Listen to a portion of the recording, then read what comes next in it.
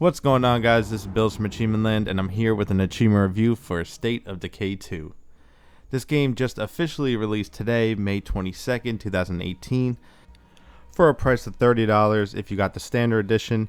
But if you pre-ordered the Ultimate Edition for $50, then you would have gotten this game already on Friday the 18th. It already came out, but either way, it is now out, so you can play it. You can also play it if you have the Game Pass. It's on there as well. So let's go over the achievements. There's 62 of them. I'm one of the first people to complete this game, me and somebody else. We got all the achievements.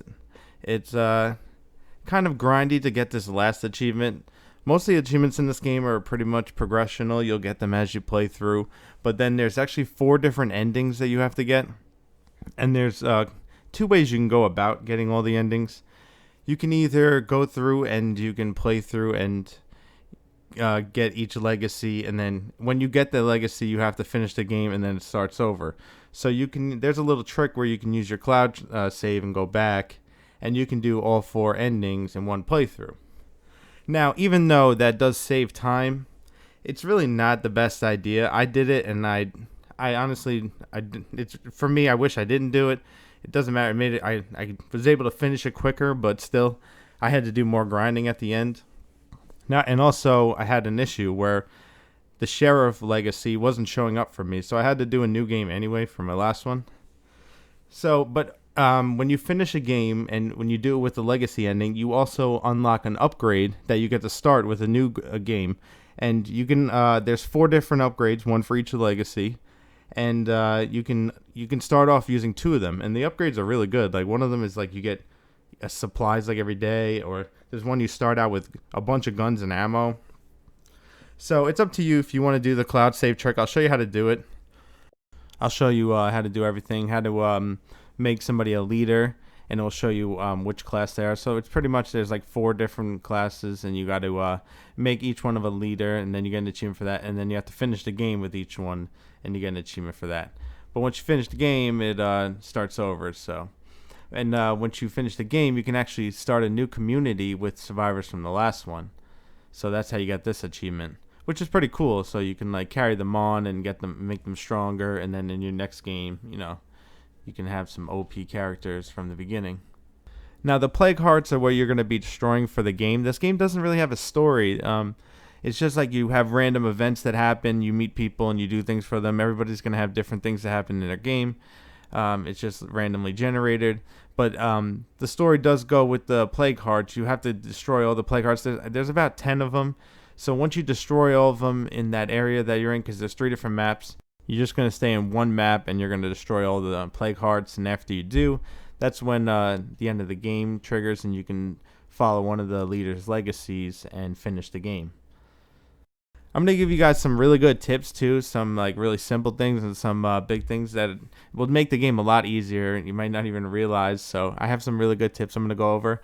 I'm going to go over some aspects of the multiplayer too that are really cool. And also I wanted to say that I really like this game a lot. Like it's been getting a lot of hate. There is a couple bugs in it, but overall I enjoyed my experience. I didn't have any game-breaking issues. I just had like dumb things happen, like zombies falling from the sky, or like zombies that was like spawning where I was, but that only happened like here and there. I didn't have any problems. And even with the multiplayer, like I heard there's people had a lot of issues maybe with 4-player, but I played with 2-player co-op, and I guess we have good internet connection, I don't know, but we had no problems. We had a lot of fun, and there's actually so many good aspects to the multiplayer, which I'm going to go over later. But so another thing I want to go over is with the achievements. There's some of them that actually pop for everybody. So like this one, which actually is a very easy achievement anyway. You have to kill a juggernaut. All you have to do is just like shoot them until they kneel down, and then you do your melee execution with R trigger and X. But that achievement actually will pop for everyone that's playing in the game for you. So you actually can just like see somebody else do it, or you do it. So a couple other achievements work like that, which is cool. But the rest of the achievements are pretty much progression things. You just play through and just like kill a certain amount of zombies and this and that. So let's get into the game here. Okay, so I wanted to go through and just give you guys some really good tips that will help you, that some things you're not going to be aware of till like later on, till maybe you finish the game or something. But after you do finish a game, you lose everything that's in your supply box. Now the supply box is actually linked to each community. You can make more than one. You can make 3 communities, and then you can pick which one.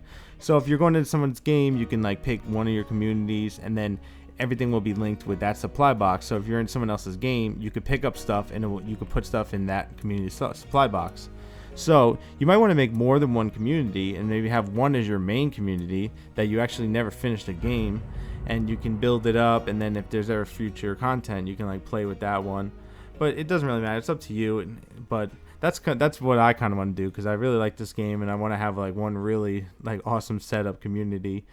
But for then the other ones could be like throwaways, because you have to do the legacy achievements. Now you could do the cloud trick if you want, but even with that, there's sometimes there's issues that could cause in your game. It can mess it up. Like I had trouble with doing my sheriff legacy after doing the cloud trick. For some reason, it would not bring up legacy missions. I even moved to a different region, and it still didn't work. So I had to start a new game, and I lost everything that was in that game. But I actually did it with I had a second Xbox, and I put my stuff into a dummy account game, and I had all my stuff there, and I started a new game, and I put all my stuff back, and I started a new game with it. So there's some cool things you can do. Now, so if you're new to this game, if you don't know, at the top left, it tells you about your home status. It tells you what you need. It goes your pizza, your medicine, your ammo, your materials, and your fuel. So you want to keep an eye on that. The bottom is how many people's in your base. Your bolts, you need your bolts. You can actually like salvage weapons and get more bolts, and you really got to pay attention to that. And your influence is like your money kind of in this game. This is the map. I really like this area the most. This is the second one. I forgot what it's called. It's not the foothills, and it's not the valley. It's the other one. But on the left shows you your missions. New missions will pop up just like it just did now. And you can go around and do different things for people, and you'll end up building relationships with people around the area, and then you can like trade with them and stuff like that. And if you don't end up keeping up with them, they end up leaving. But it doesn't matter if they do or don't. You can look around for these bases. Look around for the binoculars to open up the areas to find out what's around. You can find the plague hearts by doing that. So you really want to go around and go to these binoculars as soon as you can and open it up. These bases that are like 3,500, some of them they look really good. You need 8 people. I never really moved into them, because even though they're okay, they never seemed that good. They were in like kind of bad spots. The best place to move is somewhere in the middle, because you don't want to, like, say you're at this base, you want to keep driving all the way down the map and back. If you're in the middle, like somewhere over here, you can at least go, places back and forth pretty quickly without having driving around, because you're gonna have to do a lot of driving around. This is my base. I really love this base a lot. Even though it's on the side here, it's an okay position. On this map, you can get around this whole map pretty quickly. So this base is actually pretty cool. You can build a lot of good stuff here. I'm at the end of the game here, and it's like showing me my sheriff mission. So I already finished. I destroyed all the plague hearts. All I have to do is do this last legacy goal, and then it will finish the game, and the game will be over. Here's where you can check out your community. You can see that some of them are hurt. You can go through their skills. You can upgrade them once their stars go up. The bottom one is their most important. You want to see what they are, because you can do certain things because of their bottom thing. Like this guy can do fishing. If you build it up, you can start getting food every day, which is really good. Especially the more people you have, the more food you're going to go through. You have to really be conscious of how many people you have, because the food is going to be an issue really quickly. Now you could pick specializations on some skills once you level them up. Make sure you go through what they have. See, this guy's plumbing. This helps with the base. All these guys I haven't been paying attention. I had to upgrade them. This guy has chemistry, which is good. You can build certain bombs and stuff because of that. You want a mechanic. This guy is auto mechanics, although that means he's even better. He has the knowledge of mechanics and auto mechanics. This is what you really want. Get somebody that's a mechanic early as soon as possible and build them up. A guy with medicine is really good too. This guy does surgery and medicine. He helps out everybody. This is really good to have. And there's a whole different slew of different things that you can get. So just check it out and see different people. But most important is like a mechanic. You could see here we'll say knowledge of chemistry, knowledge of mechanics, and knowledge of automatic. This is definitely a need. You want to be able to craft toolkits. You're gonna need them. They're very important. Toolkits and gas cans, because now in State of Decay 2, you need to repair your car, and you need to give your car gas. Now each station you can actually add mods to it. Some of the mods are like really sick, and so don't just put basic ones on them like these if you don't really need it. You can power up your base and your things a different way, which I'm going to show you. You can craft really good stuff. It will show you the requirements to do it. See, like to power up, instead you can just use the generator where you can just power it on instead of adding power to just one, and this will only power up that one thing. It's up to you. You can do it either way. If you don't want to take up the space of the generator, you can do it through the mod. So that's what's cool about it. Also, water. Some things need water. You can also get those things through the outpost. This mod here is definitely like a necessity. This one adds another outpost, and also you want to upgrade it. If you upgrade it all the way and you add that mod, you can have 5. The outposts are really important, and you can do a lot of great stuff with the outposts. Make sure you actually really go through these things and see the things you can build. You can actually build different mods. You're going to need these parts a lot, so you want to salvage. You're going to find weapon remains, so make sure you're putting them to use and getting the parts out of them. You can get parts a couple different ways. I'm going to show you. This is your storage. Make sure you level it up. You can get parts through here as well. You can craft gas cans.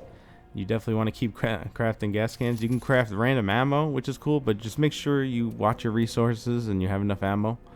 This is cool too. Probably not a lot of people realize is you can bag out some of your supplies into rucksacks, and you can actually bring them to other people's games. So it's like, say you have a friend and he's like, yo, I'm in my game right now and I'm so low on materials and it's like messing up my game.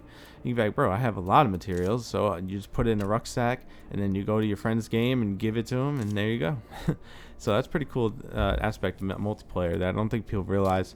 Also, the auto shop, I saw people saying that they didn't even realize this until later on. This is something that you can build only in the large spot, but you can do some really good stuff. You can build armor for your cars, and you can also put on these things. There's like mods that are like a time based. It's like an actual hour of like your car being stronger than it usually is, and you can use that especially towards the end of the game when you want to just go around and kill zombies for your 10,000 kills. Now, I didn't need 2 watchtowers. I really need an infirmary. This is something you want to build. Something else that you'll notice, I don't have beds in here, so I'm kind of low, and they're going to be unhappy about that. But you can actually get beds in your outpost instead and save room and make more room in your base for other stuff. I was getting worried because it's like they didn't have enough beds, and I wanted to get more people, and it was becoming a pain. But then I realized I can just do it through the outpost. So try to keep, maybe 1 or 2 of the beds in there, that you get 2 beds for each one. The outposts are really good too. That you can they're basically a base from home away from home, and you can keep switching them and get your influence back. The same amount as you you pay for them, you get back. So you can switch them in and out as much as you want, and there's no penalty for them. Now, something you want to build probably is the farm, the garden. I mean, you can only build it outside, so just be careful which place you're building it. See, I almost had it the other way around, and I wouldn't have been able to build it. You can build some training areas. You can build the rain collector too if you need water, and then the generator. It's cool. Then you have this one is solar power, but it's only a large spot. Some of the places have more than 1 large spot. Most of them just have 1. These ones down here, they're leader specific. You have to be a builder, sheriff, warlord, or trader, and then you can build them. The one that's really good is the armory here, the warlord. So if you're going to play this game and you want to have like a really sick base, and you're going to have this as your main game, and you want to set it up for like a future DLC if there is more content. I hope they add more content and achievements like they do with Super Lucky Tales. But anyway, like I was saying, if you wanted to make this your main game and you want to make it really sick, like that would be the best thing to have. That is the armory. So yeah, some things are built in too. So I have the bathroom in there. So some of them build morale. You really want to have things that like give you stuff every day, and or make food, and you got to make sure you have enough stuff. Sometimes you'll have too much stuff, so just keep an eye on that. And you want to keep building up the influence. There's a couple ways you can build up the influence. You can actually sell things to traders. There's actually like these luxury items that you can sell. You can sell mods. If you have a bunch of them, you're going to get a bunch of them anyway. And, guns, whatever you want to sell. Now, whenever you set up to go, what you're going to do, you're going to need a couple things. Every time you leave, the best way to you want to make sure you have a backpack that has 8 spots. You're gonna start with either one that has none or 6. Try to go and get 8. Try to get as many 8 as you can. If you see more, just collect them all so all your survivors have them. But when you go out, you want to get you want to grab food and you want to grab health. So grab those 2 things. You have these books that help you upgrade. You want to grab a toolkit and a gas that you can put in the back of your car. I like to grab Molotov cocktails in case things get crazy. You always have a backup. You can just throw fire down. It usually kills everybody. And then you can roll out of there. So grab a gas and a toolkit you can put in the back of your car. Now we want to get a gun. You want to make sure that it's repaired. You can see how much damage it has, like how much repair it needs. If you don't have enough, you can actually salvage like a weapon that you're not going to use. When you go through the weapons, you want to look mostly at the durability and the lethality. Durability is how long it's going to last till it breaks. Lethality, how strong it is. So just look at those and determine on that. The one I have right now that I'm holding is like one of the best weapons. There's better melee, but I like that one, the best blade. Then just pick a gun, make sure you can repair it if you can, and then grab some bullets for it. And you can add mods onto it, like silencers and stuff, which is cool. And you can take them off other guns if you want to put one on and you don't have one. You can take one off another gun. Be right back. Alright, so these are the cars. These are actually the prepper cars that you can get dropped off now. You have to fill up your cars with gas, so make sure you have gas on you. Since these need gas already, the best thing would be to do is fill it up and then get another gas tank. And then put the gas and the toolbox in your car so you're set to go.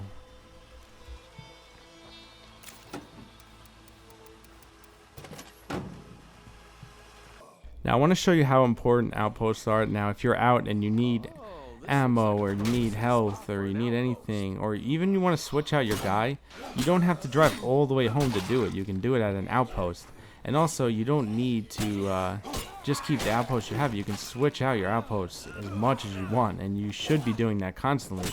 Any house that you need, you're at a house and you want to drop some stuff off, you want to switch out your weapon, it's getting messed up, make the house your outpost. Switch it up. It doesn't matter. Like, especially the only thing you want to really do is like keep 2 outposts that are I mean, you can get up to 5 outposts. So if you want to keep like 3 of them that are like specific that you really want for your house, like if you want to keep 2 of them that are bedrooms because you really want, or 2 or 3 bedrooms, or 2 bedrooms and 1 medicine or 1 food or something like that, and then, or even 4, like keep them how you want, and then just have 1 that you trade out so that you can keep going around. Then all you have to do is claim them. You just have to make sure you have an open spot. And now that I claimed this one, I have 2 beds, so I don't need to waste room in my base with beds. And I can also switch out my characters from here if I need to, or I can get anything I need from the supply locker. And if you want to switch out one of your outposts, you just get rid of one of them like this. And then you can see you actually get your influence back, which is awesome because then you can just trade them in and out as much as you want. It doesn't matter. You're not getting penalized. You're not wasting influence by switching outposts. So that's really great that they did that. Now, a very obvious tip that you should back up when you go to a place so you can put things right in your trunk. That's obvious. But something else cool too is when you go to a place, when you search things, it's kind of slow unless you want to do the fast thing and risk alerting zombies. But something that's cool that if you actually go to a place and you claim it as your outpost, just make sure you have an open spot. Once you claim it as your outpost, you can search things a lot faster. Watch how quick it is. It's so much quicker. So making places your outpost, it actually helps too if you want to search a place faster. And that's something that a lot of people probably won't notice till later on. Another thing is too, like when you're going on these missions to search for items, like when you call in the radio and say you need food, it shows you a couple places you can go to. I actually I got lucky. I picked up a food and it didn't register it, but sometimes there's a lot more than just one thing. So right here, I didn't pick it up the first time I left it in here, and it still shows me the other place. Now, once you pick it up, now everything's gone. It doesn't show you where they are. So a good idea, if you want, you can actually open up and search the place, and then you see the rucksacks, and you just leave them there. Then you could search all the areas, and you can find more than one rucksack, because you obviously want more than just one if you're going searching for materials. My guys need food at the base. I want as much as I can get. Another thing is with infestations, you can actually get rid of them really easy. When you're doing it, most of this game, you want to when you're fighting zombies, just do it with your car, because you don't want to do that much damage to your weapons, and you don't want to waste ammo. Of course not. You want to like save them for situations where you need to survive. For most of the stuff that you can do with your car, do it with your car. I mean, just make more toolboxes. I mean, it doesn't really even do that much damage if you have just the right cars. There's a car with a snowplow on it that actually, it's kind of random. I thought you get it more, but you don't get it as much as I thought. Sometimes you get it, sometimes you don't. It's just random. But that snowplow car, can do a lot. And you can get the armored cars. They can do a lot of damage without, having to be fixed. And just hitting with your door takes, it makes it so your car doesn't do that much damage. Get that much damage done to it. And you can also go out and shoot these guys. Have a couple of straggling around, but these infestations are so easy to clear. Try to do them as much as you can. The more, if you have a lot of infestations, you're gonna see a lot more of ferals and juggernauts and a lot of screamers. So try to take care of the infestations when you can. They're very easy to do if you do it with your car. So I just wanted to go over that. Another good thing that you should know about is the settings, especially when you're going to be playing multiplayer and stuff. With certain settings, you can't really pause the game the same. People might not realize this, but if you have it on multiplayer invite only, the game doesn't pause when you hit start. So zombies can still attack you when you pause the game, when you have it on invite only or in friends only multiplayer settings. So you need to be careful of the settings that you have it on. Just a quick note, most people should know, but if one of your survivors does die in the game, they're dead. It's permadeath in this game. You're going to get more survivors though, so it's not a big deal. There's actually going to be times that you're going to need to kill them to change it, like maybe you want to change out the legacy, or you have too many people. You can kick them out, or you can just run out and get them killed. It's up to you. They die a couple different ways too, which is pretty cool. Like if Juggernaut gets them, they'll be ripped in half and their body will be on the ground. But if a zombie kills them, they'll actually turn into a zombie and they'll be running around, and you have to find them and kill them to get your stuff back, which is pretty cool. Another cool thing is, for the most part, you can just ignore Juggernauts when you see them. But if you're at your base and for some reason, you want to get rid of them or whatever. You have all your teammates here all have unlimited ammo and stuff. So if they're holding guns, make sure all you guys have guns. They're gonna have unlimited ammo. So that's a good thing to know if you have if you want to kill zombies or something like that. You want to take down a Juggernaut by yourself. You can do it at your base, and you can have all your guys there just shoot at them. And then you can do the melee execution for the achievement if you want, very easily. And like I said in the achievement review, the achievement pops for everybody in the game. So if you can do it. I think even the other survivors, the computer can do it, and it will even pop. Now, what you can pick one of the leaders. It will tell you what they are. I just picked the sheriff. So once you pick one, you actually get an achievement, and then after that, you have to follow through to the end of the story and complete the game, and you get another achievement.